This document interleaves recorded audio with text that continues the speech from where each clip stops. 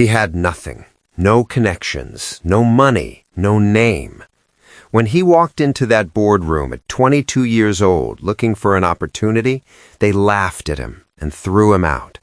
One man said, "You will never be anything." He picked up his bag, walked out the door, and made a silent promise to himself. Not to them, to himself. His name was Damon, and he grew up in a part of Detroit that the rest of the city tried its best to forget.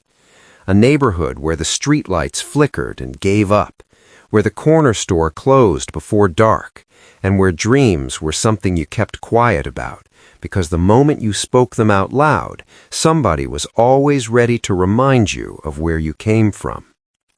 Damon's mother worked 2 jobs and still came home tired, still smiled, still made sure there was something warm on the table. His father had left before Damon was old enough to remember his face. All Damon had was his mother's love, a second-hand notebook, and a mind that never stopped moving. From the time he was a little boy, Damon watched. He watched how businesses worked. He watched how money moved. He watched which stores stayed open and which ones closed. He asked questions nobody around him was asking. And late at night, when the neighborhood went quiet, he wrote down ideas, pages and pages of ideas about things he wanted to build one day.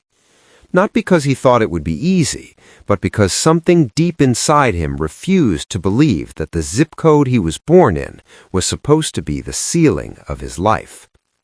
At 22, Damon put on the only nice shirt he owned, borrowed bus fare from his mother, and walked into the downtown office building of a real estate investment firm.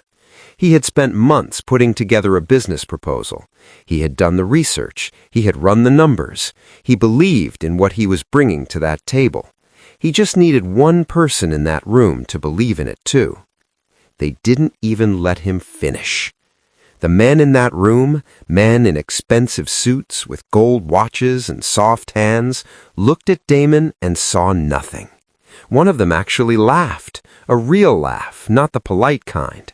Another one leaned back in his chair and said, "Son, go home. This world is not for people like you."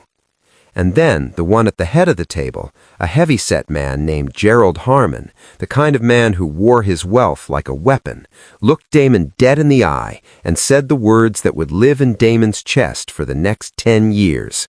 "You will never be anything." Damon stood up slowly. He gathered his papers. He zipped his bag. He walked to the elevator, rode it down 17 floors, stepped out into the cold Detroit air, and breathed. He did not cry in the street. He did not call anyone. He just stood there for a long moment, feeling the full weight of what had just happened, and then he made his promise. Not out loud, not to them, just quietly, in the place inside himself where nobody else could reach. Watch me. The next 10 years were not a movie. They were not clean or easy or filled with lucky breaks. Damon worked night shifts at a warehouse to save money. He took free online courses about finance and real estate at 2 in the morning after his shifts ended. He made mistakes. He lost money on his first small investment and had to start over. He had months where he doubted everything. Months where Gerald Harmon's voice crept into his head in the dark and whispered, maybe they were right. But every time that voice showed up, Damon went back to his notebook. He read his own words. He remembered his mother coming home tired and still smiling, and he got back up. By 27, he had bought his first property, a small, run-down duplex in a neighborhood a lot like the one he grew up in. He fixed it up himself, rented it out, and used that money to buy another one, then another. Then he partnered with a young architect he met at a community meeting, and together they began developing affordable housing projects in neighborhoods that big firms had written off.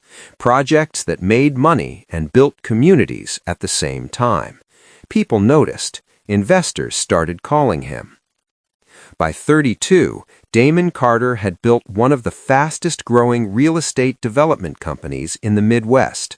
And then, one morning, he got the call. Harmon and Associates, Gerald Harmon's firm, the very same one that had thrown him out a decade ago, was in financial trouble. They had made bad bets, lost key investors, and were now looking for a buyer. His attorney placed the folder on his desk and looked at him carefully. Damon sat still for a long time. Then he picked up his pen. He bought the entire company. On the morning he walked into that building for the first time as its owner, every person in that office stood up. Not because they were told to, because when a man like Damon Carter walks into a room, you feel something, a kind of quiet power that doesn't need to announce itself. Gerald Harmon was still there, older now, smaller somehow. He extended his hand. Damon shook it. He didn't gloat. He didn't make a speech. He simply looked around the room and said, "Let's get to work." He kept every one of them employed, every single one, because the greatest revenge is not destruction, it is success. And the greatest lesson is this: the people who reject you today are sometimes the very reason you find the strength to build something they could never imagine. They counted Damon out, and he counted every single day, until the day he lost count, because he had already won.